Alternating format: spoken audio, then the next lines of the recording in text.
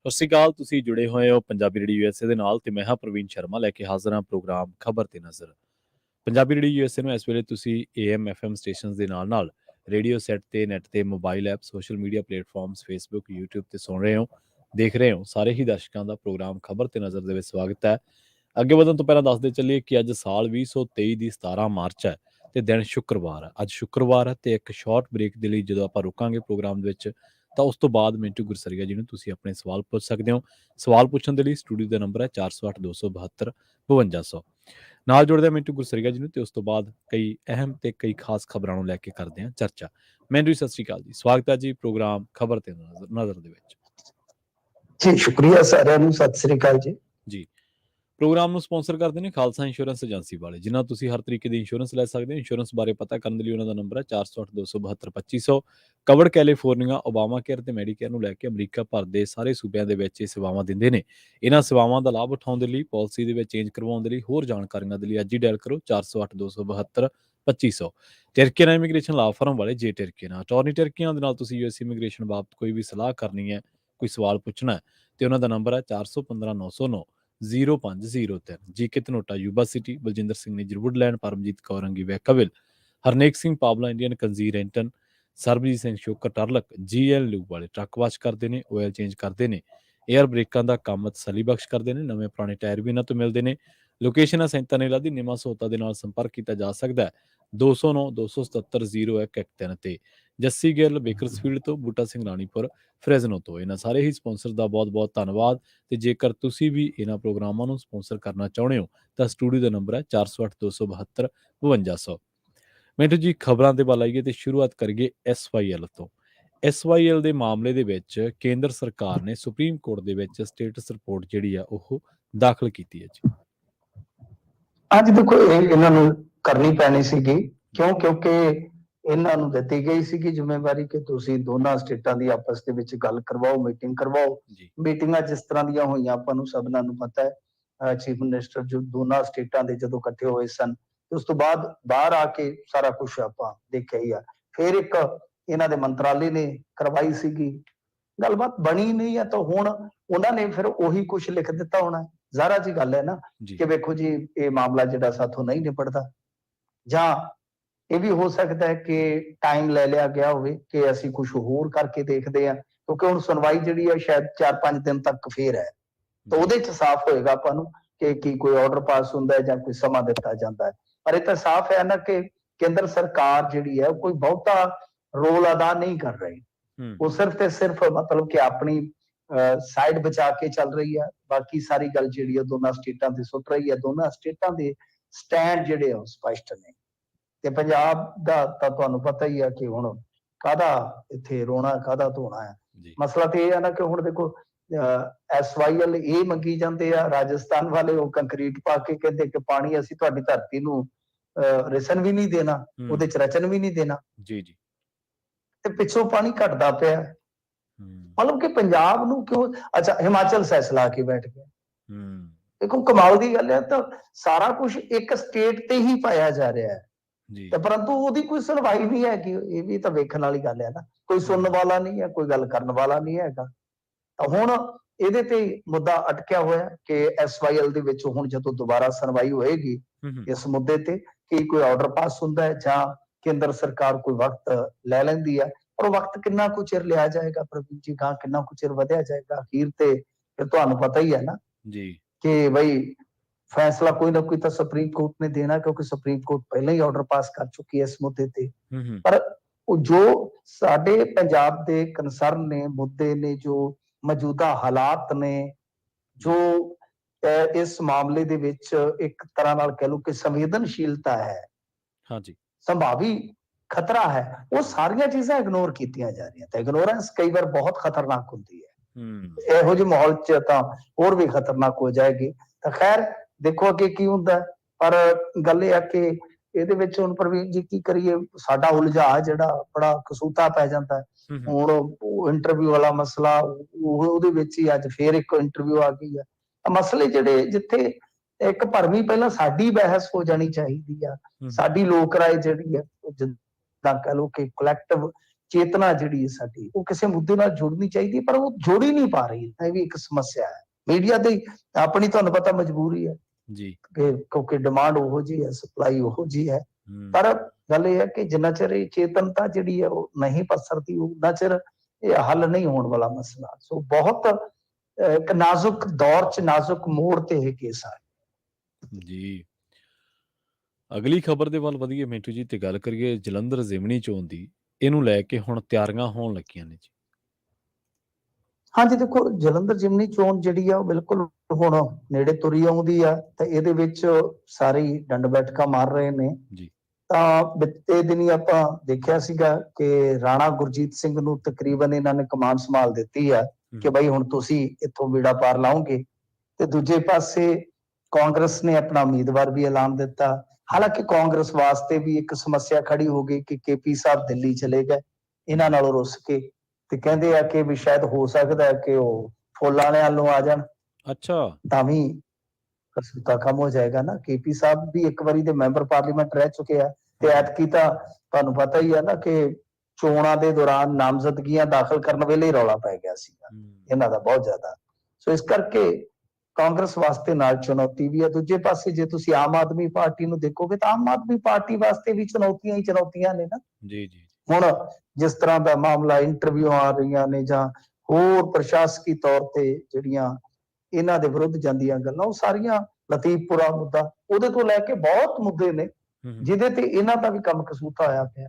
ਇੱਥੋਂ ਲੱਗਦਾ ਹੈ ਕਿ ਭਾਜਪਾ ਕੋਸ਼ਿਸ਼ ਕਰੇਗੀ ਕਿ ਅਸੀਂ ਆਪਦਾ ਫਾਇਦਾ ਚੁੱਕੀਏ, ਤਾਂ ਹੀ ਉਹ ਵੱਡੇ ਤੋਂ ਵੱਡਾ ਉਮੀਦਵਾਰ ਮੈਦਾਨ ਚ ਉਤਾਰ ਸਕਦੇ ਹਾਂ ਕਿ ਜਿਹਦੇ ਤੇ ਦਾ ਖੇਡੀਏ ਤਾਂ ਕੁਝ ਅਸੀਂ ਸਫਲਤਾ ਪ੍ਰਾਪਤ ਕਰ ਲਈਏ। ਪਰ ਇੱਧਰ ਡੀਸੀ ਨੇ ਅਧਿਕਾਰੀਆਂ ਤੋਂ ਰਿਪੋਰਟ ਮੰਗ ਲਈ ਹੈ। ਜੀ ਜੀ ਇਹ ਵੱਡੀ ਗੱਲ ਹੈ।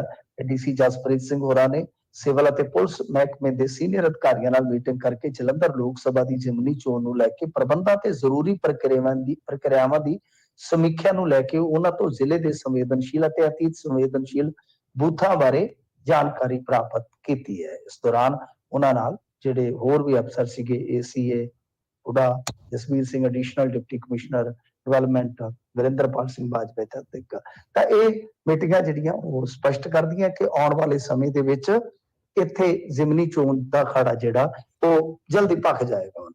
ਜੀ ਕਾਂਗਰਸ ਵਿਧਾਨ ਸਭਾ ਦਾ ਘਿਰਾਓ ਕਰਨ ਲੱਗੀ ਹੈ ਜੀ। ਦੇਖੋ ਕਾਂਗਰਸ ਜਿਹੜੀ ਹੈ ਉਹਨੇ ਐਲਾਨ ਤੇ ਕੀਤਾ ਹੈ, ਆਪਾਂ ਨੂੰ ਪਤਾ ਹੈ ਨਾ ਕਿ ਕਾਂਗਰਸ ਜਿਹੜੀ ਹੈ ਉਹ ਵਿਧਾਨ ਸਭਾ ਦੇ ਵਿੱਚ ਆਪਣੀ ਹਾਜ਼ਰੀ ਹਰ ਹਾਲਤ ਵਿੱਚ ਦਰਜ ਕਰਾਉਣਾ ਚਾਹੁੰਦੀ ਹੈ।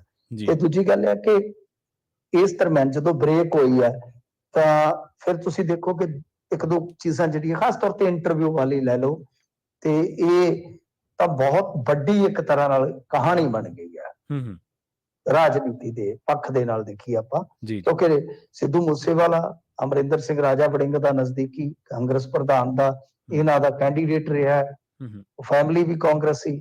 ਤੋਂ ਇਸ ਕਰਕੇ ਲੱਗਦਾ ਤੇ ਇਹ ਆ ਕਿ ਇਸ ਮੁੱਦੇ ਤੇ ਵੀ ਜਿਹੜਾ ਇੱਕ ਅੱਧਾ ਦਿਨ ਹੁਣ ਰਹਿ ਗਿਆ ਸੈਸ਼ਨ ਦਾ, ਉਹਦੇ ਚ ਕਾਫੀ ਹਾ ਹੱਲਾ ਹੋਏਗਾ। ਇਹ ਸਾਫ਼ ਹੈ, ਸਪਸ਼ਟ ਹੈ। ਪਰ ਇਹਨਾਂ ਨੇ ਘਰਾਓ ਦਾ ਐਲਾਨ ਕੀਤਾ ਹੈ ਕਿ ਅਸੀਂ 22 ਤਰੀਕ ਨੂੰ ਘਰਾਓ ਕਰਾਂਗੇ।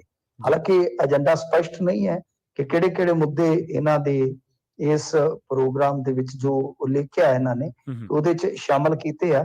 ਪਰੰਤੂ ਇਹ ਇਹਨਾਂ ਨੇ ਸਾਫ਼ ਕਰ ਦਿੱਤਾ ਹੈ ਕਿ ਇਹ ਜਿਹੜਾ ਬਜਟ ਸੈਸ਼ਨ ਹੈ ਉਹਦੇ ਵਿੱਚ ਹੁਣ ਜਿਹੜਾ ਆਖਰੀ ਦਿਨ ਹੋਏਗਾ ਅਸੀਂ ਉਹਦੇ ਵਿੱਚ ਘਰਾਓ ਕਰਾਂਗੇ। ਤਾਂ ਇਹ ਇੱਕ ਬੜੀ ਵੱਡੀ ਗੱਲ ਹੈ ਕਿ ਜਿਹੜੀ ਮੇਨ ਆਪੋਜੀਸ਼ਨ ਹੈ ਉਹ ਘਰਾਓ ਕਰਨ ਦਾ ਸੋਚ ਰਹੀ ਹੈ।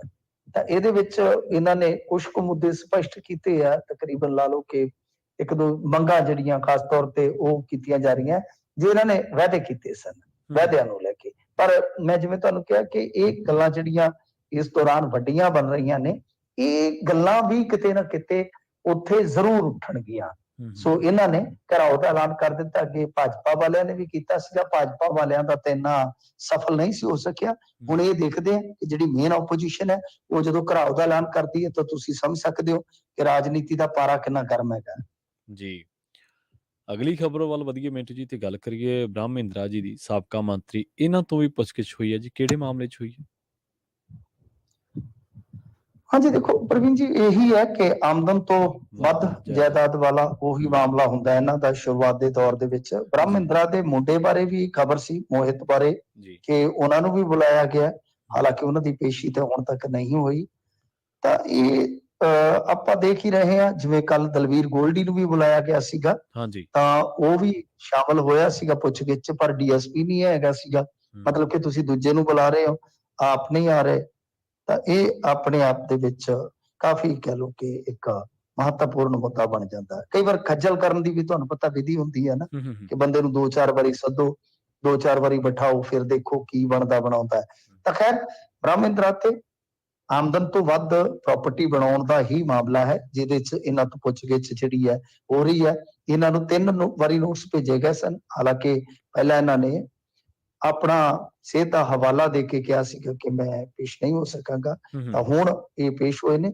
ਜੀ ਪਰ ਇਹ ਇਸ ਮਾਮਲੇ ਨੂੰ ਮੂਲੋਂ ਹੀ ਰੱਦ ਕਰ ਚੁੱਕੇ ਆ ਕਿ ਐਸਾ ਤਾਂ ਕੁਝ ਹੈ ਹੀ ਨਹੀਂ ਹੈ ਵੀਰੇ। ਤਾਂ ਪਰ ਗੱਲ ਇਹ ਹੈ ਪ੍ਰਵੀਨ ਜੀ ਕਿ ਜੇ ਕੁਝ ਹੈ ਨਹੀਂ ਹੈ ਤਾਂ ਫਿਰ ਡਰਨ ਦੀ ਜ਼ਰੂਰਤ ਨਹੀਂ ਹੈ, ਡਰਨ ਦੀ ਕੋਈ ਲੋੜ ਨਹੀਂ ਹੈ।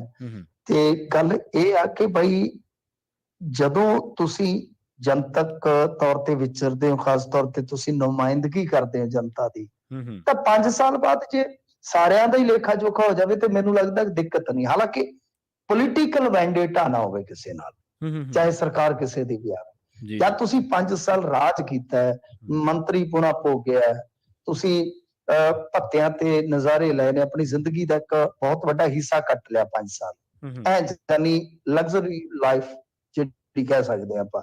ਤੇ ਜਨਤਾ ਨੂੰ ਫਿਰ ਹੱਕ ਹੈ ਕਿ ਉਹ ਆਪਣੀ ਕਿਸੇ ਵੀ ਏਜੰਸੀ ਰਾਹੀਂ, ਕਿਸੇ ਵੀ ਲਾਅ ਇਨਫੋਰਸਮੈਂਟ ਏਜੰਸੀ ਰਾਹੀਂ, ਜੇ ਉਹ ਪਤਾ ਲੱਗੇ ਉਹਨੂੰ ਕਿ ਹਾਂ ਬਈ ਇਹ ਸੱਚ ਹੈ ਝੂਠ ਹੈ, ਤਾਂ ਮੇਰੇ ਖਿਆਲ ਦੇ ਨਾਲ ਜਨਤਾ ਵਾਸਤੇ ਜਾਣਨਾ ਠੀਕ ਹੈ, ਜ਼ਰੂਰੀ ਹੈ, ਕੋਈ ਚੱਕਰ ਨਹੀਂ ਹੈ। ਜੇ ਤੁਸੀਂ ਸੱਚੇ ਹੋ, ਹਾਂ ਇਹਦੇ 'ਚ ਕਿਸੇ ਨੂੰ ਤੰਗ ਇਹ ਨਹੀਂ, ਇਹ ਸੋਚ ਕੇ ਨਹੀਂ ਤੰਗ ਕਰਨਾ ਚਾਹੀਦਾ ਕਿ ਦੂਸਰੀ ਪਾਰਟੀ ਦਾ, ਤਾਂ ਇਹ ਬਦਲਾਖੋਰੀ ਨਹੀਂ ਹੋਣੀ ਚਾਹੀਦੀ। ਜੇ ਹਿਸਾਬ ਕਿਤਾਬ ਹੋ ਜਾਵੇ ਜਾਇਦਾਦਾਂ ਦਾ ਤਾਂ ਕੀ ਫਰਕ ਪੈਂਦਾ। ਆਮ ਆਦਮੀ ਪਾਰਟੀ ਵਾਲੇ ਜੇ ਓਪੋਜੀਸ਼ਨ 'ਚ ਚਲੇ ਜਾਂਦੇ ਕੱਲ ਨੂੰ, ਇਹਨਾਂ ਦਾ ਵੀ ਸਾਰਿਆਂ ਦਾ ਹਿਸਾਬ ਕਿਤਾਬ ਹੋਣਾ ਚਾਹੀਦਾ ਕਿ ਕਿਵੇਂ ਬਾਈ ਜਿਹੜੇ ਸਾਈਕਲਾਂ ਤੇ ਤੁਰੇ ਫਿਰਦੇ ਸੀ, ਸਕੂਟੀਆਂ ਤੇ ਤੁਰੇ ਫਿਰਦੇ ਸੀ, ਕਿ ਉਹ ਵਾਪਸ ਸਾਈਕਲ ਸਕੂਟੀਆਂ ਤੇ ਆਉਣਗੇ ਕਿ ਫਿਰ ਆਡੀਆਂ BMW ਤੇ ਜਾਣਗੇ। ਜੀ ਆਪਾਂ ਇੱਕ ਵਾਰ ਫਿਰ ਤੋਂ ਪੰਜਾਬੀ ਰੇਡੀਓ USA ਦੇ ਸਰੋਤਿਆਂ ਨੂੰ ਚੇਤਾ ਕਰਵਾਉਂਦੇ ਚੱਲੀਏ ਕਿ 2 ਅਹਿਮ ਖਬਰਾਂ ਤੇ ਚਰਚਾ ਕਰਨ ਤੋਂ ਬਾਅਦ ਇੱਕ ਸ਼ਾਰਟ ਬ੍ਰੇਕ ਦੇ ਲਈ ਰੁਕਾਂਗੇ। ਬ੍ਰੇਕ ਤੋਂ ਪਾਰ ਤੁਹਾਡੇ ਸਵਾਲਾਂ ਵੱਲ ਚੱਲਾਂਗੇ। ਸਵਾਲ ਪੁੱਛਣ ਦੇ ਲਈ ਸਟੂਡੀਓ ਦਾ ਨੰਬਰ ਹੈ 408 272 5200। ਅਗਲੀ ਖਬਰ ਦੇ ਵੱਲ ਵਧੀਏ ਮਿੰਟੂ ਜੀ। ਕਰੋੜਾਂ ਰੁਪਏ ਦਾ ਸੈਸ ਕਹਿੰਦੇ ਵਸੂਲ ਹੀ ਨਹੀਂ ਕੀਤਾ ਗਿਆ। ਦੇਖੋ ਇਹੀ ਹੁੰਦਾ ਜਦੋਂ ਕੈਗ ਦੀਆਂ ਰਿਪੋਰਟਾਂ ਖੁੱਲਦੀਆਂ ਨੇ, ਉਹਦੇ ਵਿੱਚ ਇਹ ਬਹੁਤ ਕੁਝ ਸਾਹਮਣੇ ਆਉਂਦਾ ਹੈ। ਜੀ ਤਾਂ ਹੁਣ ਤਾਂ ਜੋ ਆਪਾਂ ਦੇਖਾਂਗੇ ਪਲਾਜ਼ੇ ਬਾਰੇ ਵੀ ਰਿਪੋਰਟ ਆ ਰਹੀ ਹੈ, ਬਣੀ ਤਾਂ ਨਹੀਂ ਹਾਲੇ, ਕੱਢਾਂਗੇ ਕਿ ਉਹਦੇ ਵਿੱਚ ਵੀ ਕੁਛ ਨਾ ਕੁਛ ਹੈ। ਤਾਂ ਖੈਰ ਇਹ ਰਿਪੋਰਟਾਂ ਜਿਹੜੀਆਂ, ਜਿਵੇਂ ਹੁਣ ਮਨਰੇਗਾ ਬਾਰੇ ਵੀ ਇੱਕ ਰਿਪੋਰਟ ਆਈ ਸੀ ਪਿੱਛੇ ਜੇ ਕਿ ਕਿਸ ਤਰ੍ਹਾਂ ਮਰੇ ਬੰਦਿਆਂ ਦੇ ਵੀ ਜੌਬ ਕਾਰਡ ਚੱਲਦੇ ਰਹੇ ਨੇ ਪੰਜਾਬ 'ਚ। ਵੇਖੋ ਕਿੱਡੀ ਹੈਰਾਨਗੀ ਵਾਲੀ ਗੱਲ ਆ।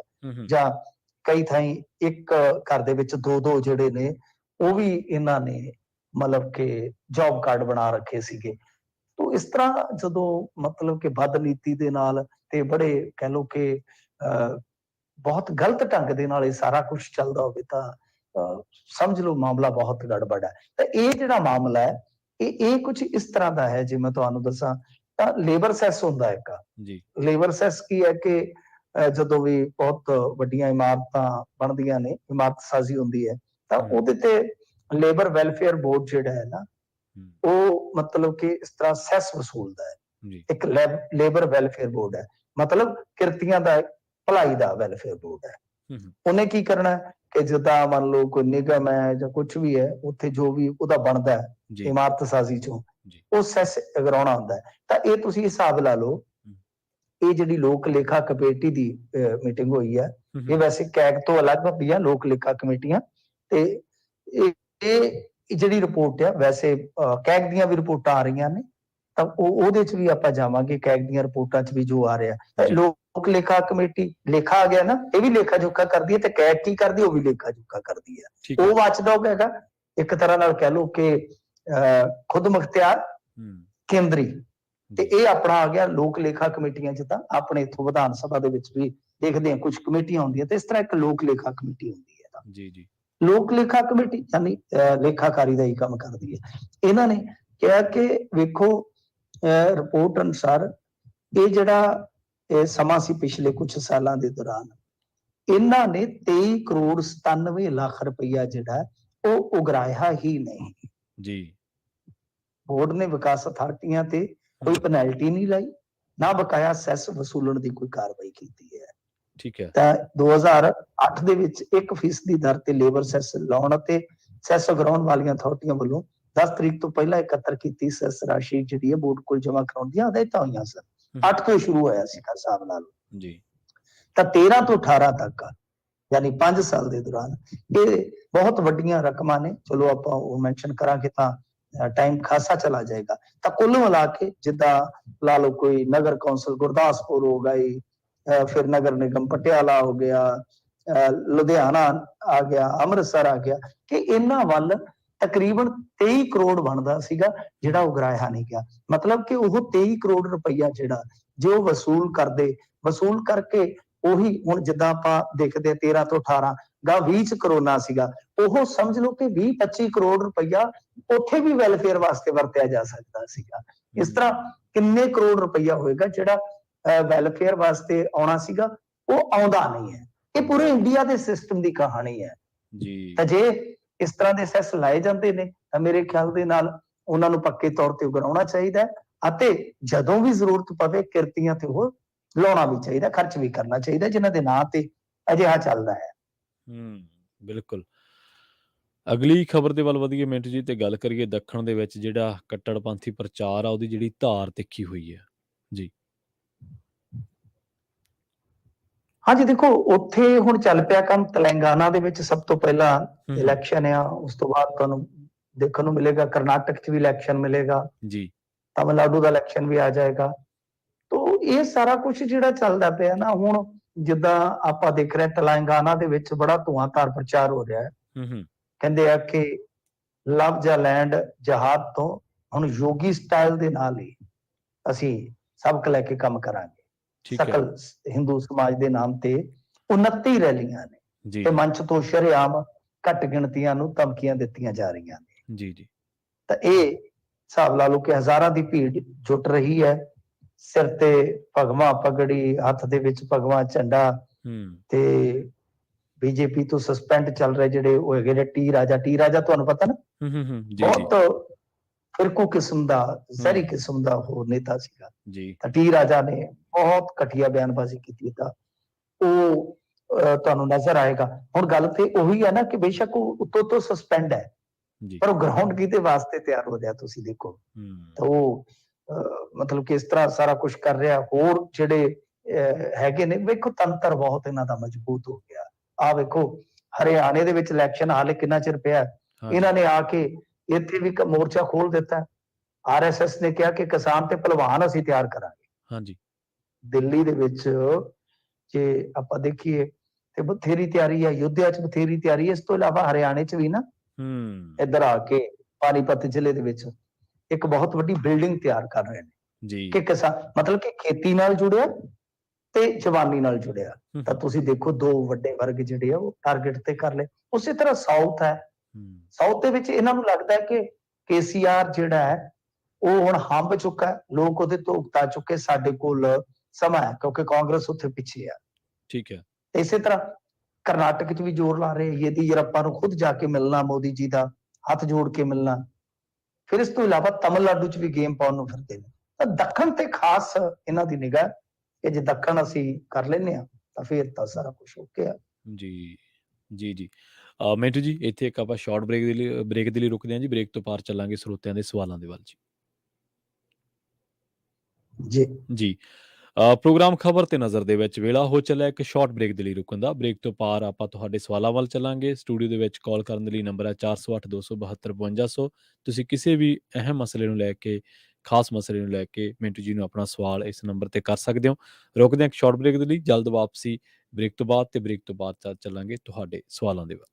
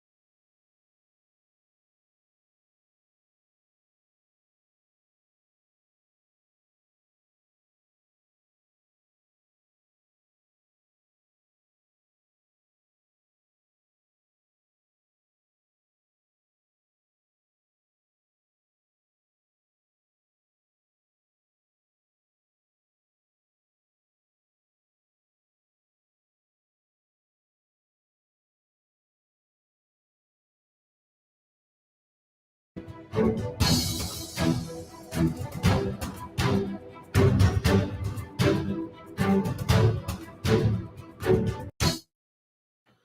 ਤੋਂ ਬਾਅਦ ਇੱਕ ਵਾਰ ਮੁੜ ਤੋਂ ਤੁਹਾਡਾ ਸਾਰਿਆਂ ਦਾ ਸਵਾਗਤ ਹੈ। ਪ੍ਰੋਗਰਾਮ ਖਬਰ ਤੇ ਨਜ਼ਰ ਦੇ ਵਿੱਚ ਤੁਸੀਂ ਜੁੜੇ ਹੋਏ ਹੋ ਪੰਜਾਬੀ ਰੇਡੀਓ USA ਦੇ ਨਾਲ, ਤੇ ਆਪਣੇ ਨਾਲ ਇੱਕ ਵਾਰ ਮੁੜ ਤੋਂ ਜੁੜ ਚੁੱਕੇ ਨੇ ਮੈਨੂੰ ਗੁਰਸਰੀਗਾ ਜੀ। ਮੈਨੂੰ ਜੀ ਬ੍ਰੇਕ ਤੋਂ ਬਾਅਦ ਇੱਕ ਵਾਰ ਮੁੜ ਤੋਂ ਤੁਹਾਡਾ ਵੀ ਸਵਾਗਤ ਹੈ ਜੀ। ਸਤਿ ਸ਼੍ਰੀ ਅਕਾਲ ਜੀ। ਸ਼ੁਕਰੀਆ ਸਾਰਿਆਂ ਨੂੰ। ਸਤਿ ਸ਼੍ਰੀ ਅਕਾਲ ਜੀ। ਆਪਾਂ ਵਧਦੇ ਹਾਂ ਤੁਹਾਡੇ ਸਵਾਲਾਂ ਦੇ ਵੱਲ। ਧੰਨਵਾਦ ਉਹਨਾਂ ਸਰੋਤਿਆਂ ਦਾ ਜਿਨ੍ਹਾਂ ਨੇ ਬ੍ਰੇਕ ਦੇ ਦਰਮਿਆਨ ਆਪਣਾ ਪੇਸ਼ੈਂਸ ਬਣਾਈ ਰੱਖਿਆ। ਸਟੂਡੀਓ ਦੇ ਵਿੱਚ ਕਾਲ ਕਰਕੇ ਤੁਸੀਂ ਮਿੰਟੂ ਜੀ ਨੂੰ ਆਪਣਾ ਸਵਾਲ ਪੁੱਛ ਸਕਦੇ ਹੋ। ਨੰਬਰ ਹੈ 408-272-5200 ਤੇ ਆਪਾਂ ਵਧਦੇ ਹਾਂ ਕਾਲਸ ਦੇ ਵੱਲ। ਆਪਣੇ ਨਾਲ ਜੁੜੇ ਨੇ ਰਣਜੀਤ ਸਿੰਘ ਜੀ। ਸਤਿ ਸ਼੍ਰੀ ਅਕਾਲ ਜੀ, ਤੁਸੀਂ ਆਉਣੇ ਰਹੋ ਜੀ। ਰਣਜੀਤ ਸਿੰਘ ਜੀ ਸਤਿ ਸ਼੍ਰੀ ਅਕਾਲ ਜੀ, ਤੁਸੀਂ ਆਉਣੇ ਰਹੋ ਜੀ। ਸਤਿ ਸ਼੍ਰੀ ਅਕਾਲ ਜੀ ਮਿੰਟੂ ਜੀ। ਸਤਿ ਸ਼੍ਰੀ ਅਕਾਲ ਜੀ ਸਰ। ਹਾਂਜੀ ਮਿੰਟੂ ਜੀ, ਮੈਂ ਨਾ ਕੱਲ ਅੰਮ੍ਰਿਤਪਾਲ ਸਿੰਘ ਹੋਣਾ ਦੀ ਇੱਕ ਸਪੀਚ ਸੁਣਦੇ ਹਾਂ। ਉਹ ਕਹਿੰਦੇ ਪਏ ਨੇ ਵੀ ਮਤਲਬ ਕਿ ਜਿਹੜਾ ਵੀ ਉਹ ਚਲੋ ਆਪਣਾ ਨਸ਼ਿਆਂ ਖਿਲਾਫ ਕਰ ਰਹੇ ਨੇ ਮੁਹਿੰਮ ਜਾਂ ਜੋ ਵੀ ਕਰਦੇ ਪਏ ਨੇ, ਉਹ ਕਹਿੰਦੇ ਨੌਜਵਾਨਾਂ ਨੂੰ ਕਹਿੰਦੇ ਪਏ ਆ ਵੀ ਆਪਣੇ ਕੰਮਕਾਰ ਛੱਡ ਦਿਓ ਤੇ ਮਤਲਬ ਕਿ ਵੱਧ ਤੋਂ ਵੱਧ ਮਤਲਬ ਕਿ ਸਾਥ ਦਿਓ, ਹਨਾ।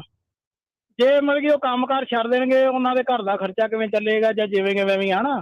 ਤੇ ਆਪਣੇ ਕੋਲ ਇੱਕ ਮਿਸਾਲ ਆਲਰੇਡੀ ਹੈਗੀ ਆ ਵੀ ਜਿਹੜੇ ਧਰਮ ਯੁੱਧ ਮੋਰਚੇ ਦੇ ਵਿੱਚ ਆਪਣਾ ਜਿਹੜਾ ਹੋਇਆ ਸੀ, ਜਿਹੜੇ ਧਰਮੀ ਫੌਜੀ ਸੀ ਉਹਨਾਂ ਦੀ ਬਾਅਦ ਚ ਕਿਸੇ ਨੇ ਬਾਹ ਨਹੀਂ ਫੜੀ, ਹਨਾ। ਆਪਣੇ ਕੋਲ ਇੱਕ ਮਿਸਾਲ ਹੈਗੀ ਆ। ਤੇ ਮਤਲਬ ਕਿ ਇਹਦੇ ਬਾਰੇ ਦੱਸਣਾ ਵੀ ਮਤਲਬ ਕਿ ਇਸ ਤਰ੍ਹਾਂ ਉਹਨਾਂ ਦਾ ਕਹਿਣਾ ਵੀ ਉਹ ਜਾਂ ਦੇ ਉਹਨਾਂ ਨੂੰ ਤਨਖਾਹ ਦੇਣਗੇ ਜਿਹੜੇ ਉਹਨਾਂ ਦੇ ਨਾਲ ਆਉਣਗੇ, ਕਿਉਂਕਿ ਇਹਨਾਂ ਦਾ ਚਲੋ ਕੰਮ ਚੱਲਣ ਦੇ, ਇਹਨਾਂ ਨੂੰ ਤੇ ਚਲੋ ਮਾਇਆ ਸ਼ਾਇਆ ਆਈ ਜਾਂਦੀ ਆ। ਤੇ ਜਿਨ੍ਹਾਂ ਨੂੰ ਕਹਿੰਦੇ ਪਏ ਉਹਨਾਂ ਦਾ ਕੰਮ ਮਤਲਬ ਕਿ ਕਿਵੇਂ ਗੁਜ਼ਾਰਾ ਹੋਏਗਾ, ਦੱਸਣਾ ਜੀ, ਮਾੜਾ ਫੋਨ ਨਾ ਕੱਟਣਾ। ਠੀਕ ਹੈ ਜੀ, ਹੋਲਡ ਕਰੋ। ਓਕੇ ਜੀ। ਨਹੀਂ ਦੇਖੋ, ਮੈਂ ਸੁਣੀ ਤਾਂ ਨਹੀਂ, ਮੈਂ ਪੜ੍ਹੀ ਆ ਕਿ ਉਹਦੇ 'ਚ ਇਹ ਗੱਲ ਲਿਖੀ ਸੀਗੀ ਕਿ ਪੰਥ ਵਾਸਤੇ ਨੌਕਰੀ ਛੱਡਣ ਲਈ ਤਿਆਰ ਰਹੋ। ਕੁਝ ਮਿਸਾਲਾਂ ਦਿੱਤੀਆਂ ਗਈਆਂ ਸਨ ਜੀ। ਇਹ ਨਹੀਂ ਕਿਹਾ ਕਿ ਛੱਡ ਕੇ ਆ ਜਾਓ, ਇੰਨਾ ਕੁ ਫਰਕ ਆ। ਬਾਕੀ ਹੁਣ ਦੇਖੋ ਗੱਲ ਇਹ ਆ ਕਿ ਬਿਲਕੁਲ ਇਤਿਹਾਸ ਤੁਹਾਡੇ ਸਾਹਮਣੇ ਆ, ਵਰਤਮਾਨ ਤੁਹਾਡੇ ਸਾਹਮਣੇ ਆ, ਤੇ ਗਾਂ ਤੁਹਾਡਾ ਆਪਣਾ ਭਵਿੱਖ ਹੈ ਬਈ। ਕਿਸੇ ਨੇ ਕੀ ਕਰਨਾ ਹੈ, ਹੁਣ ਆਪਾਂ ਕੀ ਕਹਿ ਸਕਦੇ। ਤੁਸੀਂ ਮਿਸਾਲ ਵੀ ਦੇ ਦਿੱਤੀ ਹੈ ਕਿ ਪਿਛਲੇ ਤੇ ਅੱਜ ਤੱਕ ਰੋਂਦੇ ਆ। ਕੰਮ ਕਰ ਛਡਾ ਕੇ ਆਪਾਂ ਕਿਸੇ ਨੂੰ ਇਧਰਲੇ ਪਾਸੇ ਲਿਆ ਰਹੇ ਹਾਂ, ਕੋਈ ਗਾਂ ਦਾ ਵੀ ਤੇ ਦਸੀਏ ਫਿਰ ਕਿ ਕਰਾਉਣਾ ਕੀ ਹੈ ਜੀ। ਠੀਕ ਹੈ ਨਾ। ਸੋ ਇਸ ਕਰਕੇ ਜਿਹੜੇ ਬੰਦੇ ਉਹ ਮਤਲਬ ਕਿ ਫੋਲੋ ਕਰਦੇ ਨੇ ਉਹਨਾਂ ਨੂੰ ਜਾਂ ਉਹਨਾਂ ਨੂੰ ਚਾਹੁੰਦੇ ਨੇ, ਉਹ ਆਪੇ ਡਿਸਾਈਡ ਕਰਨ। ਜੇ ਕਿਸੇ ਨੇ ਛੱਡਣੀ ਹੈ, ਛੱਡ ਕੇ ਉਹਨਾਂ ਦੇ ਨਾਲ ਰਲਣਾ ਵੀ ਆ, ਜਾ ਕੇ ਚੱਲਣਾ ਵੀ ਆ, ਤੇ ਬਥੇਰੇ ਚੱਲ ਵੀ ਰਹੇ ਨੇ, ਤਾਂ ਉਹ ਸਰ ਆਪਾਂ ਨਹੀਂ ਰੋਕ ਸਕਦੇ ਕਿਸੇ ਨੂੰ ਜੀ, ਨਹੀਂ ਰੋਕ ਸਕਦੇ। ਤਾਂ ਇਹ ਤਾਂ ਹੁਣ ਮੰਨ ਲਓ ਕੋਈ ਬੰਦਾ ਕਾਲ ਕਰ ਰਿਹਾ, ਤਾਂ ਦੂਸਰੇ ਨੇ ਵੇਖਣਾ ਕਿ ਮੈਂ ਬਈ ਆਪਦੇ ਬਾਰੇ ਕੀ ਫੈਸਲਾ ਲਵਾਂ। ਤੇ ਜੇ ਕਿਸੇ ਨੇ ਛੱਡਣ ਦਾ ਫੈਸਲਾ ਲੈ ਲਿਆ, ਤਾਂ ਕੁਝ ਤਾਂ ਖਬਰਾਂ ਵੀ ਆ ਰਹੀਆਂ ਸਨ ਕਿ ਕੁਝ ਬਾਹਰੋਂ ਵੀ ਆਏ ਨੇ ਨੌਜਵਾਨ। ਇੱਕ ਤੇ ਉਹ ਵੀ ਸੀਗਾ ਨਾ ਜਿਹਨੂੰ UK ਜਾਣ ਲੱਗੇ ਰੋਕਿਆ ਵੀ ਸੀ, ਉਹ ਵੀ ਤੇ ਅਕਸਰ ਆਇਆ ਹੀ ਆ ਨਾ ਜੀ। ਜੀ ਆਪਾਂ ਕਿਸੇ ਨੂੰ ਰੋਕ ਵੀ ਨਹੀਂ ਸਕਦੇ, ਤੇ ਨਾ ਹੀ ਅਸੀਂ ਬਈ ਕਿਸੇ ਨੂੰ ਕਹਿੰਦੇ ਆ ਕਿ ਬਈ ਆਪਣਾ ਕੰਮ ਧੰਦਾ ਛੱਡ ਕੇ ਕਿਸੇ ਦੇ ਮਗਰ ਆਓ। ਉਹ ਤੁਹਾਡੇ ਫੈਸਲੇ ਨੇ, ਜਿੱਧਰ ਜਾਣਾ ਤੁਸੀਂ ਜਾ ਸਕਦੇ ਜੀ। ਜੀ ਆਪਣੇ ਅਗਲੇ ਕਾਲਰ ਨੇ ਜੀ ਜਸਵੰਤ ਸਿੰਘ ਜੀ। ਸਤਿ ਸ਼੍ਰੀ ਅਕਾਲ ਜੀ, ਤੁਸੀਂ ਆਉਣੇ ਰਹੋ ਜੀ। ਜਸਵੰਤ ਸਿੰਘ ਜੀ ਸਤਿ ਸ਼੍ਰੀ ਅਕਾਲ। ਹਾਂਜੀ ਸਤਿ ਸ਼੍ਰੀ ਅਕਾਲ ਜੀ। ਸਤਿ ਸ਼੍ਰੀ ਅਕਾਲ ਜੀ। ਪਹਿਲਾਂ ਤਾਂ ਤੁਹਾਨੂੰ ਨਵੇਂ ਸਾਲ ਦੀਆਂ ਮੁਬਾਰਕਾਂ ਜੀ ਦੋਨਾਂ ਭਰਾਵਾਂ ਨੂੰ। ਜੀ ਜੀ ਤੁਹਾਨੂੰ ਵੀ ਜੀ। ਜੀ ਜੀ ਤੁਹਾਨੂੰ।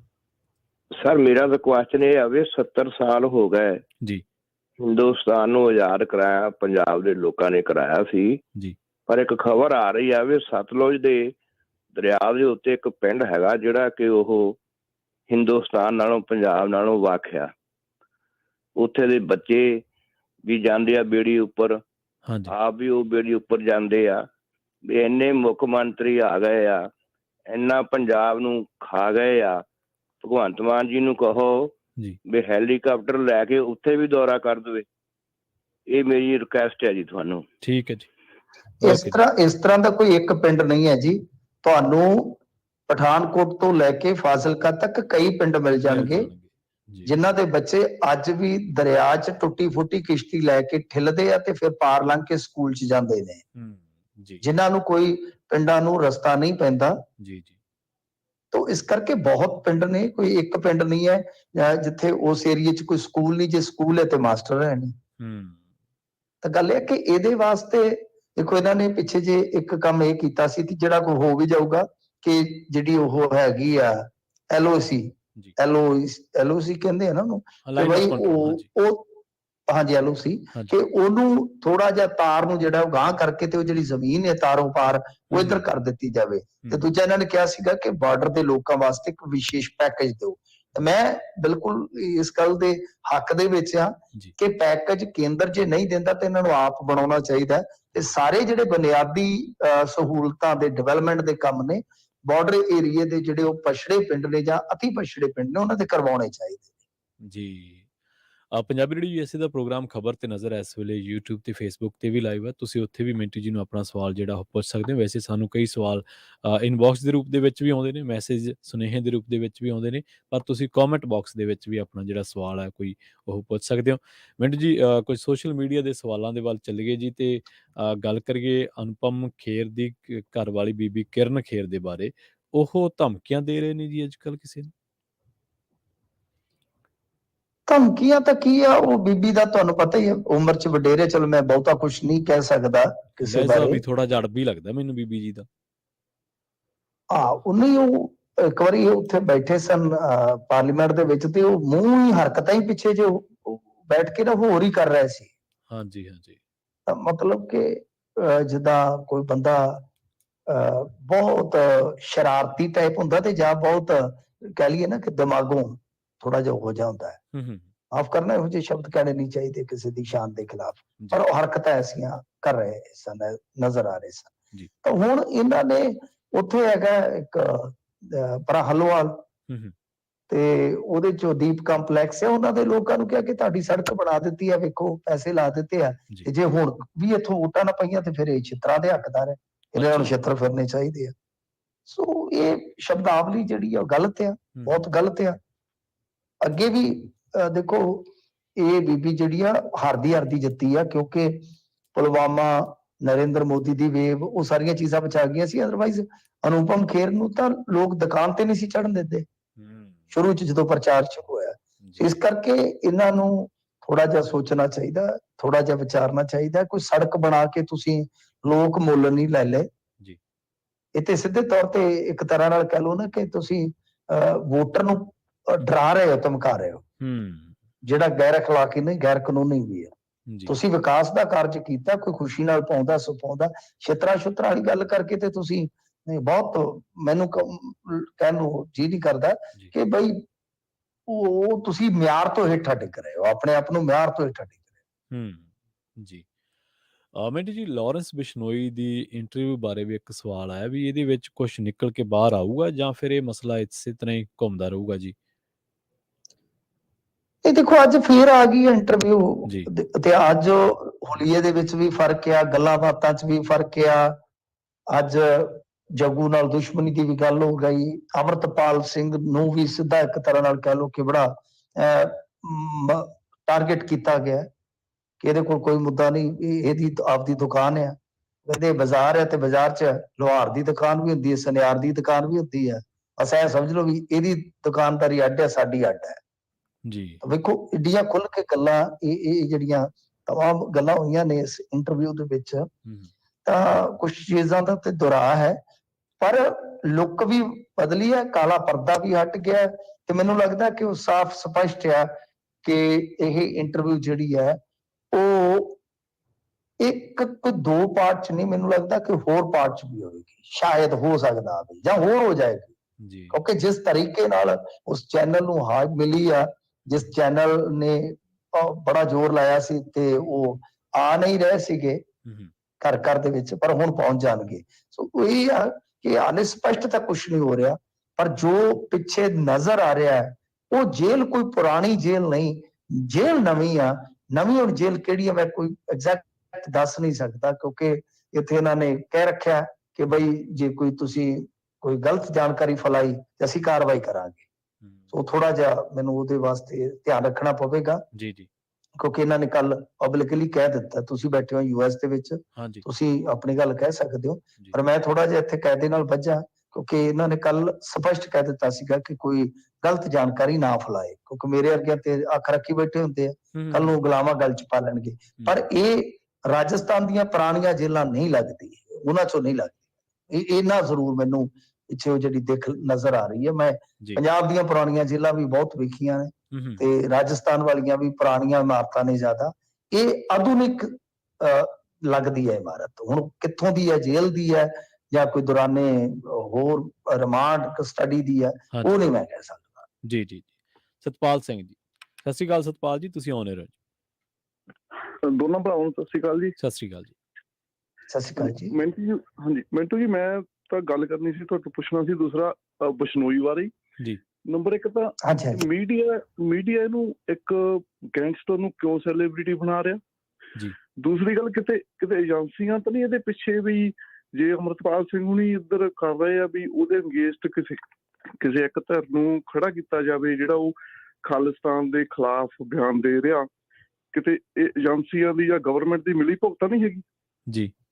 ਠੀਕ ਹੈ। ਦੇਖੋ ਹੁਣ ਤਾਂ ਇਹ ਜਿਸ ਤਰ੍ਹਾਂ ਹੋਇਆ, ਮੈਂ ਪਹਿਲੀ ਇੰਟਰਵਿਊ ਚੋਂ ਵੀ ਇਹੀ ਗੱਲ ਕੱਢੀ ਸੀ ਕਿ ਮੈਨੂੰ ਇੰਟਰਵਿਊ ਚ ਸਭ ਤੋਂ ਵੱਖਰੀ ਚੀਜ਼ ਲੱਗੀ ਸੀਗੀ ਖਾਲਿਸਤਾਨ ਦੇ ਉਲਟ ਆਪਣੀ ਵਿਚਾਰਧਾਰਾ ਪ੍ਰਗਟਾ ਦੇਣੀ ਜੀ। ਜਦ ਕਿ ਅਕਸਰ ਗੈਂਗਸਟਰ ਕ੍ਰਿਮੀਨਲ ਆਪਣੀ ਵਿਚਾਰਧਾਰਾ, ਉਹਨਾਂ ਦੀ ਕੋਈ ਵਿਚਾਰਧਾਰਾ ਵੈਸੇ ਹੁੰਦੀ ਹੋਏਗੀ, ਜੇ ਹੁੰਦੀ ਵੀ ਹੈ ਤਾਂ ਉਹ ਇੰਨਾ ਰੈਡੀਕਲ ਨਹੀਂ ਹੁੰਦੇ, ਜੇ ਹੁੰਦੇ ਆ ਤਾਂ ਫਿਰ ਮਤਲਬ ਕਿ ਉਹ ਇੰਨਾ ਜ਼ਿਆਦਾ ਹੋ ਜਾਂਦੇ ਆ ਕਈ ਵਾਰ ਕਿ ਉਹ ਖੁੱਲ ਕੇ ਆ ਜਾਂਦੇ ਆ। ਪਰ ਜਿਸ ਤਰੀਕੇ ਨਾਲ, ਜਿਸ ਸਲੀਕੇ ਨਾਲ ਉਹ ਗੱਲ ਆਈ, ਤਾਂ ਮਤਲਬ ਮੈਨੂੰ ਉਦੋਂ ਡਾਊਟ ਹੋਇਆ ਕਿ ਇਹ ਕੋਈ ਉਭਾਰਨ ਦਾ ਯਤਨ ਤੇ ਨਹੀਂ।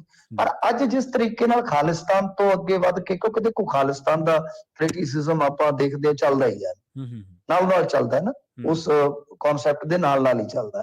ਚਲੋ ਇਹ ਵੀ ਹੋ ਗਿਆ, ਪਰੰਤੂ ਉਸ ਤੋਂ ਬਾਅਦ ਜਦ ਅੱਜ ਅਮਰਤਪਾਲ ਸਿੰਘ ਨੂੰ ਇਹ ਕਹਿ ਦੇਣਾ ਕਿ ਇਹਦੀ ਦੁਕਾਨਦਾਰੀ ਹੈ ਤੇ ਅਸੀਂ ਵੀ ਦੁਕਾਨਦਾਰ ਹਾਂ, ਠੀਕ ਹੈ, ਤਾਂ ਇਹ ਇੱਕ ਤਰ੍ਹਾਂ ਨਾਲ ਕਹਿ ਲਓ ਕਿ ਇਹ ਬਹੁਤ ਵੱਡੀ ਗੱਲ ਹੈ, ਬਹੁਤ ਵੱਡੀ ਗੱਲ ਹੈ। ਤੇ ਇੱਥੋਂ ਤੱਕ ਭਵਿੱਖਬਾਣੀ ਕਰਦੇ ਨਹੀਂ ਕਿ ਤੁਹਾਨੂੰ ਅਮਰਤਪਾਲ ਸਾਡੇ ਨਾਲ ਹੀ ਇੱਥੇ ਕਿਤੇ ਬੈਡਮਿੰਟਨ ਖੇਡਦਾ, ਵਾਲੀਬਾਲ ਖੇਡਦਾ ਮਿਲ ਜਾਏਗਾ ਜੇਲ੍ਹ 'ਚ। ਅੱਛਾ ਜੀ ਜੀ। ਤੇ ਇਹ ਚੀਜ਼ਾਂ ਜਿਹੜੀਆਂ ਨੇ ਮਤਲਬ ਕਿ ਇਹ ਵਾਕਿਆ, ਕਿਉਂਕਿ ਦੇਖੋ ਹੁਣ ਅਮਰਤਪਾਲ ਸਿੰਘ ਤੇ ਜੇ ਤੁਸੀਂ ਇਹਨਾਂ ਨੂੰ ਦੇਖੋਗੇ ਤਾਂ ਦੋਨੇ ਹੀ ਆਪੋਜ਼ਿਟ ਤੁਰਿਆ ਤੇ ਰਿਹਾ।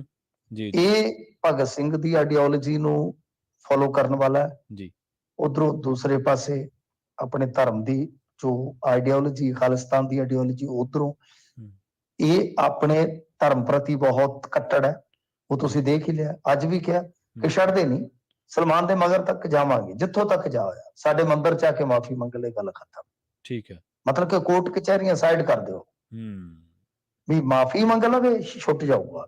ਤਾਂ ਉਹ ਚੀਜ਼ਾਂ ਮੈਂ, ਪਰ ਇਹ ਹਿੰਦੂ ਭਾਈਚਾਰੇ ਚ ਆ। ਠੀਕ ਹੈ, ਤਾਂ ਤੁਸੀਂ ਇੱਕ ਚੀਜ਼, ਹਾਂਜੀ ਇਹ ਚੀਜ਼ ਦੇਖੋ ਕਿ ਜੇ ਮੰਨ ਲਓ ਕੱਲ ਨੂੰ ਫੇਸ ਵੱਡਾ ਬਣਦਾ ਹੈ ਜੀ, ਤਾਂ ਉਹ ਫੇਸ ਦਾ ਜੇ ਆਪਾਂ ਦੇਖੀਏ ਫੇਸ ਵੈਲਿਊ ਦਾ ਕਲੈਸ਼ ਕਿੱਥੇ ਹੋਏਗਾ। ਤਾਂ ਸਾਫ਼ ਹੈ ਦੋਨੇ ਹੀ ਪੰਜਾਬੀ ਜੀ, ਦੋਨੇ ਹੀ ਪੰਜਾਬੀ ਹੈ। ਤਾਂ ਜੇ ਉਹ ਉਭਾਰ ਹੁੰਦਾ ਤਾਂ ਉਭਾਰ ਨਾਲ ਹੀ ਟਕਰਾਇਆ ਸਿੱਧਾ। तो ये कौन करवा रहे, मैं दस तो नहीं सकता, पर मामला बहुत शक्की हो गया, बहुत मेरे तुसी सच जाने हो, मैं बहुत मतलब कि ਇਹੋ ਜਿਹੀਆਂ ਥਾਵਾਂ ਤੇ ਰਿਹਾ, ਮੈਂ ਹੈਰਾਨ ਆ ਕਿ ਯਾਰ ਚਲੋ ਮੰਨ ਲਓ ਜੇਲ੍ਹ ਦੇ ਵਿੱਚ ਆ ਬੰਦਾ, ਥਾਣੇ 'ਚ ਤਾਂ ਦੇਖੋ ਥਾਣੇ 'ਚ ਤੁਸੀਂ ਬੰਦਾ, ਹੁਣ ਫਰਜ਼ ਕਰੋ ਤੁਹਾਡੇ ਕੈਲੀਫੋਰਨੀਆ ਵਾਲਾ ਸਟੂਡੀਓ ਹੈ ਜੀ, ਜਾਂ ਹੋਰ ਵੀ ਆਪਣਾ ਸਟੂਡੀਓ ਜਿੱਥੇ ਪੰਜਾਬੀ ਰੇਡੀਓ ਵਸਦਾ, ਉਹ ਲਾ ਲਓ, ਹਾਂਜੀ ਉਹ ਜਗ੍ਹਾ ਹੈ।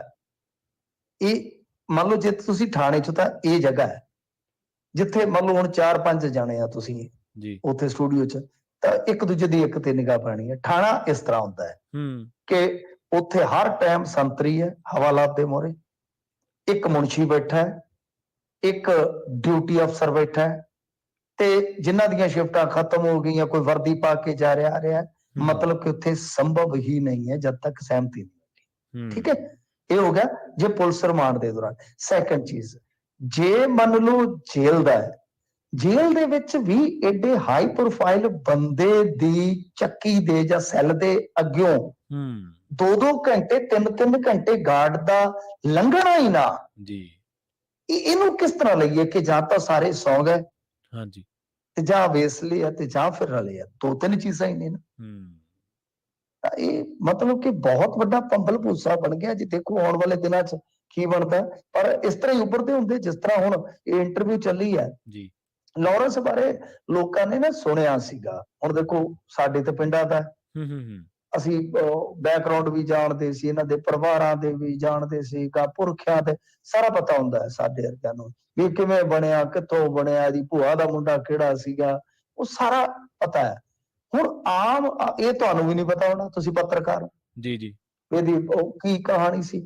ਗੱਲ ਇਹ ਹੈ ਕਿ ਹੁਣ ਉਸ ਇੰਟਰਵਿਊ ਚ ਸਾਰਾ ਪਤਾ ਲੱਗ ਗਿਆ। ਦੂਜੀ ਚੀਜ਼ ਕਿ ਆਈਡੀਓਲੋਜੀ ਕਿੱਥੇ ਆ, ਉਹ ਹੁਣ ਵਾਰ-ਵਾਰ ਕਹਿ ਰਿਹਾ ਕਿ ਅਸੀਂ ਦੇਸ਼ ਨੂੰ ਤੋੜਨ ਵਾਲਿਆਂ ਦੇ ਵਿਰੁੱਧ ਹੈ। ਤਾਂ ਇਹ ਜਿਹੜਾ ਸੈਂਟੀਮੈਂਟ ਹੈ ਨਾ, ਇਹ ਸੈਂਟੀਮੈਂਟ ਅੱਜ ਇੰਡੀਆ ਦੇ ਵਿੱਚ ਤੁਹਾਨੂੰ ਪਤਾ ਹੈ ਸਿਆਸਤ ਕਰਨ ਦਾ ਵੀ ਬਹੁਤ ਵੱਡਾ ਕਾਰਗਰ ਹਥਿਆਰ ਹੈ ਜੀ। ਸਿਆਸਤਦਾਨ ਇਸ ਤਰ੍ਹਾਂ ਹੀ ਨਿਕਲਦੇ ਆ, ਤਾਂ ਇਸ ਤਰ੍ਹਾਂ ਹੀ ਫੇਸ ਵੈਲਿਊ ਸਿਆਸਤਦਾਨਾਂ ਦੀ ਬਣਦੀ ਹੈ ਤੇ ਇਸ ਤਰ੍ਹਾਂ ਹੀ ਸਧਾਰਨ ਬੰਦਿਆਂ ਦੀ ਵੀ ਬਣ ਜਾਂਦੀ ਹੈ ਜੀ ਤੇ ਬਦਮਾਸ਼ਾਂ ਦੀ ਵੀ ਬਣ ਜਾਂਦੀ ਹੈ, ਸਾਰਾ ਕੁਝ ਹੀ ਹੈ ਜੀ। ਜੀ ਮਿੰਟੂ ਜੀ, ਕੋਟਕਪੂਰਾ ਗੋਲੀकांड ਨੂੰ ਲੈ ਕੇ ਵੀ ਇੱਕ ਸਵਾਲ ਸੀਗਾ, ਉਹ ਪੁੱਛ ਰਹੇ ਸੀਗੇ ਕਿ ਕੋਟਕਪੂਰਾ ਗੋਲੀकांड ਮਾਮਲੇ ਦੇ ਵਿੱਚ ਪ੍ਰਕਾਸ਼ ਸਿੰਘ ਬਾਦਲ ਤਾਂ ਜ਼ਮਾਨਤ ਲੈ ਗਏ ਨੇ, ਪਰ ਸੁਖਬੀਰ ਬਾਦਲ ਤੇ ਇੱਕ ਹੋਰ ਪੁਲਿਸ ਅਧਿਕਾਰੀ ਨੂੰ ਜ਼ਮਾਨਤ ਜਿਹੜੀ ਨਹੀਂ ਮਿਲੀ। ਕੀ ਆਉਂਦੀ ਪੇਸ਼ੀ ਤੇ ਗ੍ਰਿਫਤਾਰੀ ਸੰਭਵ ਹੈ ਜੀ? ਹੋ ਸਕਦਾ ਜੀ ਉਦੋਂ ਪਹਿਲਾਂ ਜਾਇਆ ਜਾਵੇ ਹਾਈ ਕੋਰਟ ਦੇ ਵਿੱਚ, ਹਾਈ ਕੋਰਟ ਤੋਂ ਕੋਈ ਰਾਹਤ ਮਿਲ ਜਾਵੇ, ਇਹ ਵੀ ਤਾਂ ਹੈ ਜੀ, ਹਾਈ ਕੋਰਟ ਤੋਂ ਰਾਹਤ ਮਿਲ ਜਾਵੇ। ਤਾਂ ਗੱਲ ਇਹ ਹੈ ਕਿ ਬਈ 25 ਮਾਰਚ ਨੂੰ ਇੰਤਜ਼ਾਰ ਰਹੇਗਾ ਇਹਨਾਂ ਦੀ ਪੇਸ਼ੀ, ਜਾਂ 23 ਨੂੰ ਜਾਂ 25 ਮਾਰਚ 23 ਮਾਰਚ 23 ਮਾਰਚ ਨੂੰ 23 ਨੂੰ ਹੈ ਸ਼ਾਇਦ 23 ਨੂੰ, ਤਾਂ ਉਸ ਤੋਂ ਪਹਿਲਾਂ ਹੋ ਸਕਦਾ ਹੈ ਹਾਈ ਕੋਰਟ ਚ ਮੂਵ ਹੋਣ ਤੇ ਕੋਈ ਰਾਹਤ ਮਿਲ ਜਾਵੇ ਜੀ। ਪਰ ਕਾਫੀ ਕਸੂਤੀ ਸਥਿਤੀ ਹੈ ਇਸ ਵੇਲੇ ਸੁਖਬੀਰ ਸਿੰਘ ਬਾਦਲ ਹੋਰਾਂ ਲਈ ਕਿ ਉਹਨਾਂ ਨੂੰ ਇੱਕ ਤਾਂ ਇਹ ਆ ਕਿ ਬਹੁਤ ਕਾਲੀ ਦੇ ਵਿੱਚ ਬਹੁਤ ਜਲਦੀ ਇਹ ਸਾਰੇ ਜਿਹੜੇ ਆਪਸ਼ਨ ਹੈ ਯੂਜ਼ ਕਰਨੇ ਪੈਣਗੇ ਤੇ ਇਹ ਚੈਲੰਜ ਹੋਏਗਾ ਕਿ ਜੇ ਉਹ ਜੇਲ੍ਹ ਚ ਜਾਣੋਂ ਬਚ ਜਾਂਦੇ ਆ, ਜੇਕਰ ਬਚ ਜਾਂਦੇ ਆ ਤਾਂ ਫਿਰ ਤਾਂ ਉਹਨਾਂ ਵਾਸਤੇ ਰਾਹਤ ਹੈ, ਤੇ ਜੇ ਨਹੀਂ ਤਾਂ ਫਿਰ ਤਾਂ ਬਹੁਤ ਕਸੂਤਾ ਹੋ ਜਾਏਗਾ। ਸੋ ਇਸ ਕਰਕੇ ਚੈਲੰਜ ਉਹਨਾਂ ਵਾਸਤੇ ਇਹ ਹੋਇਆ ਕਿ ਬਚਿਆ ਜਾਵੇ। ਜੀ, ਸਾਡੇ ਨਾਲ ਜੁੜੇ ਨੇ ਪਾਲ ਟੋਰਾਂਟੋ ਤੋਂ। ਸਤਿ ਸ਼੍ਰੀ ਅਕਾਲ ਜੀ, ਤੁਸੀਂ ਆਉਣੇ ਰਹੋ ਜੀ। ਸਤਿ ਸ਼੍ਰੀ ਅਕਾਲ ਜੀ। ਸਤਿ ਸ਼੍ਰੀ ਅਕਾਲ ਬਿੰਦੂ ਭਾਈ। ਸਤਿ ਸ਼੍ਰੀ ਅਕਾਲ ਜੀ। ਸਤਿ ਸ਼੍ਰੀ ਅਕਾਲ ਜੀ। ਇੱਥੇ ਚੈਨਲ ਤੇ ਇਸੇ ਪਲੇਟਫਾਰਮ ਤੇ ਨਾ ਕਈ ਵੀਰ ਆ ਕੇ ਸਵਾਲ ਕਰਦੇ ਆ ਵੀਰ ਬਲਤੇਜ ਹੋਣਾ ਬਾਰੇ ਵੀ ਉਹਨਾਂ ਨੇ ਖਬਰ ਕਿਉਂ ਦਿੱਤੀ ਮੂਸੇ ਵਾਲੇ ਦੀ ਸਿਕਿਉਰਿਟੀ ਘਟਾਉਣ ਬਾਰੇ, ਹਾਲਾਂਕਿ ਘਟਾਈ ਨਹੀਂ। ਚਲੋ 4 ਸੀਗੇ, 4 ਚੋਂ 2 ਤਾਂ ਫਿਰ ਵੀ ਉਹਦੇ ਕੋਲ ਸੀ, ਗੁਰੂ ਗੱਡੀ ਵੀ ਉਹਦੇ ਕੋਲ ਸੀ, ਉਹ ਲੈ ਕੇ ਨਹੀਂ ਗਿਆ। ਉਹਦੇ ਬਾਰੇ ਕੋਈ ਗੱਲ ਨਹੀਂ ਕਰਦਾ ਕਿ ਉਹ ਕਿਉਂ ਨਹੀਂ ਲੈ ਕੇ ਗਿਆ। ਉਹਦੇ ਫਾਦਰ ਨੂੰ ਵੀ ਕੋਈ ਨਹੀਂ ਪੁੱਛਦਾ ਵੀ ਭਾਈ ਸਾਹਿਬ ਉਹ ਸੀਗੇ, ਉਹ ਕਿਉਂ ਨਹੀਂ ਲੈ ਕੇ ਗਿਆ। ਹੁਣ ਜਿਹੜੀ ਇੰਟਰਵਿਊ ਇਹਦੀ ਹੋਈ ਹੈ, ਇਹਦੀ ਉਹ ਪਟਿਆਲੇ ਵੀ ਨੇ ਇੰਟਰਵਿਊ ਕੀਤੀ ਹੈ, ਮੈਂ ਪਹਿਲੇ ਵੀ ਕਈ ਸੁਣੀਆਂ ਨੇ ਉਹਦੀਆਂ ਸਟੇਟਮੈਂਟ ਇੰਟਰਵਿਊ। ਥੋੜਾ ਐਂਟੀ ਸਿੱਖ ਫੀਲ ਰੱਖਦਾ ਜੀ, ਉਹ ਕੋਈ ਬਹੁਤਾ ਪੋਜ਼ਿਟਿਵ ਨਹੀਂ ਹੈ ਸਿੱਖੀ ਬਾਰੇ ਜਾਂ ਖਾਲਿਸਤਾਨ ਬਾਰੇ। ਉਹਦੇ ਵੱਲ ਕੋਈ ਸਵਾਲ ਨਹੀਂ ਚੁੱਕਦਾ ਵੀਰ ਵੀ ਉਹਨੇ ਇੰਟਰਵਿਊ ਕਿੱਦਾਂ ਅਰੇਂਜ ਕੀਤੀ, ਕਿੱਥੋਂ ਲਈ, ਕੌਣ ਉਹਦੇ ਮਗਰ ਆ, ਉਹਦੀ ਟੀਮ ਦੇ ਵਿੱਚ ਕੌਣ ਕੌਣ ਆ, ਤੂੰ ਕਿਵੇਂ ਅਰੇਂਜਮੈਂਟ ਕੀਤਾ, ਕਿਹੜਾ ਨੈਟਵਰਕ ਸੀਗਾ, ਉਹਦੇ ਤੇ ਕੋਈ ਸਵਾਲ ਨਹੀਂ ਕਰਦਾ। ਸਾਰਾ ਪੁਲਿਸ, ਪ੍ਰਸ਼ਾਸਨ, ਐਡਮਿਨਿਸਟ੍ਰੇਸ਼ਨ, ਜੇਲ੍ਹਾਂ, ਇੱਥੇ ਤੱਕ ਡੀਜੀਪੀ ਨੂੰ ਸਾਰੇ ਘੜੀਸੀ ਜਾਂਦੇ ਆ ਕਿਵੇਂ ਹੋਈ, ਕਿੱਥੇ ਕੀਤੀ, ਕਿਉਂ ਕੀਤੀ, ਕਿਹੜੀ ਜੇਲ੍ਹ ਚੋਂ ਕੀਤੀ। ਉਹ ਇੱਕ ਰਿਪੋਰਟਰ ਨੂੰ ਹੀ ਜੇ 4 ਸਵਾਲ ਪੁੱਛ ਰਹੇ ਜਾਂ ਉਹਦੇ ਤੇ ਇਨਕੁਆਇਰੀ ਬਿਠਾ ਦੇਣ ਤਾਂ ਮੇਰੇ ਖਿਆਲ ਸਾਰੀ ਕਲੀਅਰ ਹੋ ਜਾਏਗਾ ਭਾਜੀ ਇਹ ਵੀ ਕਿੱਦਾਂ ਇੰਟਰਵਿਊ ਅਰੇਂਜ ਕੀਤੀ ਗਈ ਹੈ। ਨਹੀਂ ਸਰ, ਨਹੀਂ ਏਦਾਂ ਨਹੀਂ ਹੋ ਸਕਦਾ। ਸੁਣ ਲਓ ਨਹੀਂ ਹੋ ਸਕਦਾ। ਤੁਹਾਨੂੰ ਸ਼ਾਇਦ ਮੈਂ ਇਤਿਹਾਸ ਚ ਲੈ ਚੱਲਦਾ ਕਿ ਪ੍ਰਭਾਕਰਨ ਦੀਆਂ ਵੀ ਇੰਟਰਵਿਊਜ਼ ਹੋਈਆਂ ਨੇ, ਯਾਦ ਹੈ ਤੁਹਾਨੂੰ? ਜੀ। ਫਿਰ ਵਿਰਪਨ ਹੁੰਦਾ ਸੀ, ਵਿਰਪਨ ਦੀ ਇੰਟਰਵਿਊਜ਼ ਇੱਕ ਪੱਤਰਕਾਰ ਸਪੈਸ਼ਲੀ ਜਾ ਕੇ ਕਰਦਾ ਹੁੰਦਾ ਸੀਗਾ, ਤੁਹਾਨੂੰ ਯਾਦ ਹੋਏਗਾ ਜੀ। ਇਸ ਤਰ੍ਹਾਂ ਦੀਆਂ ਇੰਟਰਵਿਊਜ਼ ਹੁੰਦੀਆਂ ਆਈਆਂ ਨੇ ਹੁਣ ਤੱਕ। ਖਾੜਕੂ ਸਫਾ ਦੇ ਵਿੱਚ ਵੀ ਕੁਝ ਪੱਤਰਕਾਰ ਜਾਂਦੇ ਹੁੰਦੇ ਸਨ ਜੀ, ਉਹ ਚੱਲਦਾ ਹੈ। ਪੱਤਰਕਾਰਤਾ ਨੂੰ ਇਹ ਆਜ਼ਾਦੀ ਹੈ, ਉਹ ਕਿਤੇ ਵੀ ਪਹੁੰਚ ਸਕਦੀ ਹੈ। ਤੁਸੀਂ ਡਾਕੂਮੈਂਟਰੀ ਦੇਖਿਓ ਹੁਣੇ YouTube ਤੇ, ਜੇ ਤੁਹਾਡਾ ਕੋਲ ਟਾਈਮ ਹੋਇਆ ਜਾਂ ਵੀਕਐਂਡ ਤੇ ਦੇਖ ਲਓ, ਡਾਟਰਸ ਆਫ ਇੰਡੀਆ ਨਾ ਇੰਡੀਆਜ਼ ਡਾਟਰ, ਕੁਝ ਇਸ ਤਰ੍ਹਾਂ ਸੀਗਾ, ਦੋਨਾਂ ਚ ਦੇਖ ਲਓ ਕਿਹੜਾ ਹੈ, ਮੈਨੂੰ ਭੁੱਲ ਗਿਆ ਉਹ, ਜਾਂ ਡਾਟਰਸ ਆਫ ਇੰਡੀਆ ਸ਼ਾਇਦ ਇਸ ਤਰ੍ਹਾਂ ਦਾ, ਇੰਡੀਆਜ਼ ਡਾਟਰ ਕੁਝ ਲਾ ਲਓ ਸਮਥਿੰਗ। ਤਾਂ ਉਹ ਵੀ ਜੇਲ੍ਹ ਦੇ ਵਿੱਚੋਂ ਨਿਰਭਇਆ ਕਾਂਡ ਵਾਲੇ ਦੋਸ਼ੀਆਂ ਦੀ ਇੰਟਰਵਿਊ ਸੀ।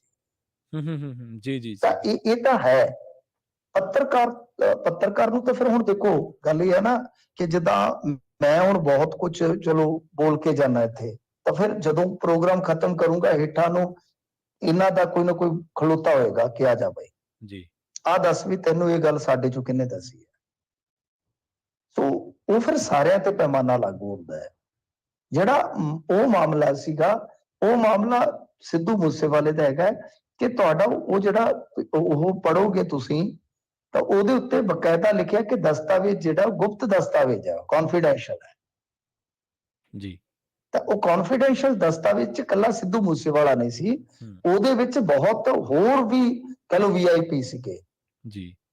ਤੇ ਫਿਰ ਇੱਕ ਮਤਲਬ ਕਿ ਪੁੱਛਗਿੱਛ ਦਾ ਹਿੱਸਾ ਇਹ ਵੀ ਹੈ ਨਾ ਕਿ ਉਹ ਕਹਿੰਦੇ ਆ ਕਿ ਸਾਨੂੰ ਇਹ ਪਤਾ ਲੱਗਿਆ ਕਿ ਜਿਹੜੀ ਉਹ ਘਟੀ ਆ, ਮਤਲਬ ਕਿ ਖਬਰ ਮਿਲੀ ਕਿ ਘਟੀ ਹੈ ਸਿਕਿਉਰਿਟੀ, ਤਾਂ ਆਰਡਰ ਹੋਇਆ ਕਿ ਹੁਣੇ ਚੱਕ ਦਿਓ ਬਾਈ, ਅੱਜ ਚੱਕ ਦਿਓ ਹਰ ਹਾਲਤ ਦੇ ਵਿੱਚ ਜੀ। ਤਾਂ ਇਹ ਚੀਜ਼ ਥੋੜੀ ਜਿਹੀ ਵੱਖਰੀ ਹੋ ਜਾਂਦੀ ਹੈ। ਅਦਰਵਾਈਜ਼ ਪੱਤਰਕਾਰ ਜਿਹੜੇ ਉਹ ਰਿਪੋਰਟਿੰਗ ਫਿਰ ਇਸ ਤਰੀਕੇ ਨਾਲ ਕਰਨਗੇ ਕਿ ਬਈ ਉਹ ਉਹਨਾਂ ਤੋਂ ਪੁੱਛ ਕੇ ਚੋਣ ਲੱਗੇਗੀ, ਤਾਂ ਫਿਰ ਬਹੁਤ ਔਖਾ ਹੋ ਜਾਏਗਾ ਨਾ। ਫਿਰ ਤਾਂ ਦੂਜੀ ਸਰਕਾਰ ਵਾਸਤੇ ਦਮਨ ਦਾ ਰਸਤਾ ਖੁੱਲ ਜਾਏਗਾ, ਕਿਸੇ ਵਾਸਤੇ ਵੀ ਕਰ ਸਕਦੇ ਆ। ਪਰ ਐਥਿਕਸ, ਹਾਂ, ਹਰੇਕ ਪੱਤਰਕਾਰ ਨੂੰ ਆਪਣੇ ਐਥਿਕਸ ਆਪ ਤੈਅ ਕਰਨੇ ਚਾਹੀਦੇ ਆ। ਸਾਡੇ ਵਰਗੇ ਚਲੋ ਨਹੀਂ ਨਿਭਾ ਪਾ ਸਕਦੇ, ਪਰ ਜਿਹੜੇ ਵੱਡੇ ਪੱਤਰਕਾਰ, ਐਡੇ ਵੱਡੇ ਪੱਤਰਕਾਰ ਹੈ, ਉਹਨਾਂ ਦੇ ਕੁਝ ਐਥਿਕਸ ਹੋਣੇ ਚਾਹੀਦੇ। ਇਹ ਸਵਾਲ ਆਪਾਂ ਬੁਨਿਆਦੀ ਚੁੱਕ ਸਕਦੇ ਜੀ ਜੀ ਕਿ ਬਈ ਇਹ ਤੁਹਾਡੀ ਚਲੋ ਆਜ਼ਾਦੀ ਹੈ, ਤੁਸੀਂ ਕੀ ਕਰਨਾ, ਪਰ ਤੁਹਾਡੇ ਐਥਿਕਸ ਵੀ ਤਾਂ, ਜੇ ਐਥਿਕਸ ਮਾੜੇ ਮੋਟੇ ਨਹੀਂ ਰਹਿਣਗੇ ਤਾਂ ਜਰਨਲਿਜ਼ਮ ਕਿੱਦਾਂ ਰਹੇਗਾ। ਗੱਲ ਭਾਵੇਂ ਕੋਈ ਵੀ ਕਰੋ, ਆਪਾਂ ਉਹ ਨਹੀਂ ਕਹਿ ਸਕਦੇ। ਅਗਰ ਤੁਸੀਂ ਇਹ ਤੈਅ ਨਹੀਂ ਕਰ ਸਕਦੇ ਕਿ ਮੈਂ ਕੀ ਕਰਨਾ ਹੈ, ਮੈਂ ਕਾਹਦੇ ਤੇ ਰਿਪੋਰਟਿੰਗ ਕਰਨੀ, ਮੈਂ ਕਿਸ ਬੀਟ 'ਚ ਜਾਣਾ ਰਿਪੋਰਟਿੰਗ ਵਾਸਤੇ, ਤੁਸੀਂ ਨਹੀਂ ਤੈਅ ਕਰ ਸਕਦੇ। ਪਰੰਤੂ ਐਥਿਕਸ ਤੇ ਮੈਂ ਤੈਅ ਕਰਨੇ ਨਾ। ਮੈਂ ਚਾਹੇ ਕ੍ਰਾਈਮ ਕਰਾਂ, ਚਾਹੇ ਮੈਂ ਗੈਂਗਸਟਰਾਂ ਦੀ ਬੀਟ ਕਰਾਂ, ਚਾਹੇ ਮੈਂ ਪੋਲੀਟੀਕਲੀ ਉਹ ਜਾ ਕੇ ਵਿਸ਼ਲੇਸ਼ਣ ਵਾਲਾ ਉਹ ਕੰਮ ਕਰਾਂ, ਕੁਝ ਵੀ ਕਰਾਂ ਮੀਡੀਆ 'ਚ, ਪਰੰਤੂ ਐਥਿਕਸ ਤਾਂ ਰਹਿਣੇ ਚਾਹੀਦੇ ਆ ਨਾ ਕਿਸੇ ਵੀ ਥਾਂ ਤੇ ਜਾਓ। ਜੀ ਜੀ। ਜਸਵੰਤ ਸਿੰਘ ਜੀ, ਸਤਿ ਸ਼੍ਰੀ ਅਕਾਲ, ਤੁਸੀਂ ਆਉਣੇ ਹੋ ਜੀ। ਸਤਿ ਸ਼੍ਰੀ ਅਕਾਲ ਜੀ, ਮੈਂ ਦੁਬਾਰਾ ਫੇਰ ਆਇਆ ਜਨਾਬ। ਹਾਂਜੀ ਹਾਂਜੀ ਸ਼ਰਮਾ ਜੀ। ਹਾਂਜੀ, ਸਤਿ ਸ਼੍ਰੀ ਅਕਾਲ ਜੀ।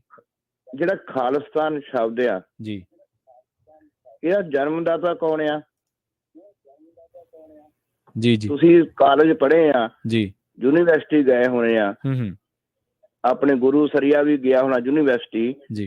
ਤੁਸੀਂ ਕਿਸੇ ਪ੍ਰੋਫੈਸਰ ਤੋਂ ਆਪਣੇ ਜਾਂ ਟੀਚਰ ਤੋਂ ਖਾਲਿਸਤਾਨ ਦਾ ਨਾਂ ਸੁਣਿਆ ਸੀ?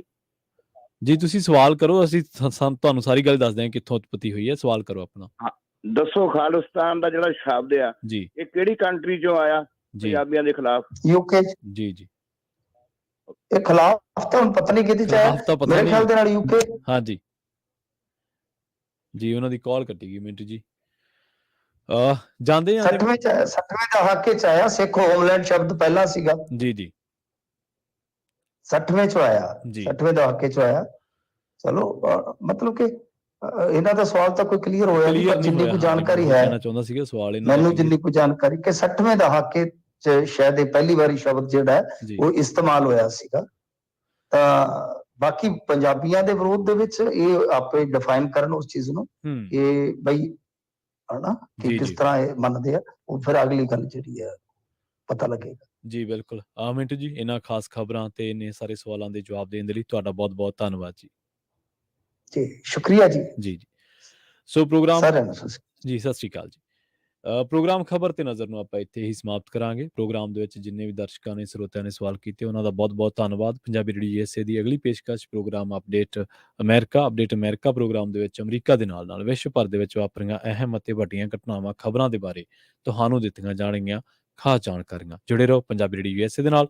ਤੇ ਆਖਿਰ ਦੇ ਵਿੱਚ ਇੱਕ ਵਾਰ ਫਿਰ ਤੋਂ ਤੁਹਾਨੂੰ ਸਭ ਨੂੰ ਪਿਆਰ ਸਤਿਕਾਰ ਸਹਿਤ ਸਤਿ ਸ਼੍ਰੀ ਅਕਾਲ।